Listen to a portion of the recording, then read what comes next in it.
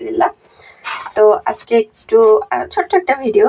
আজকে হচ্ছে এই মটরশুঁটিটা ভাজবো আর সাথে হচ্ছে চাল ভাজা। তো এগুলা খাইতে ভালোই লাগে, যখন অবসর টাইম হয় বা মোবাইল দেখি, টিভি দেখি, তখন এগুলো খাইতে ভালোই লাগে।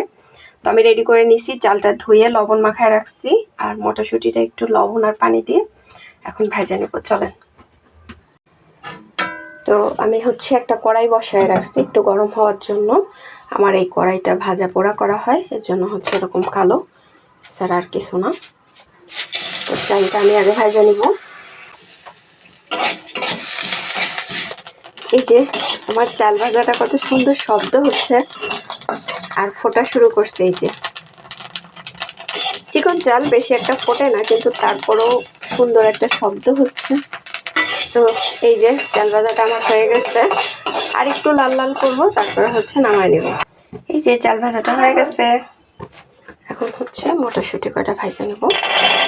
অল্প একটু মটরশুঁটি, একটু পানি আর অল্প একটু লবণ দিয়ে দেবো। এইটাও ভাজা নেব। এই যে মটরশুঁটিগুলো ভাজা হচ্ছে, আর একটু হবে, তারপর নামাই নিব। তো এই যে মটরশুঁটিগুলো আমার ভাজা হয়ে গেছে, এখন নামাই নিব। তো এই যে হয়ে গেল আমার চাল ভাজা আর মটর ভাজা। তো কেমন হয়েছে সবাই জানাবেন, আর কার কার এমন পছন্দ কমেন্টস করে জানাইতে পারেন। ভালো লাগলে চ্যানেলটা সাবস্ক্রাইব করে দিবেন। আল্লাহ হাফেজ।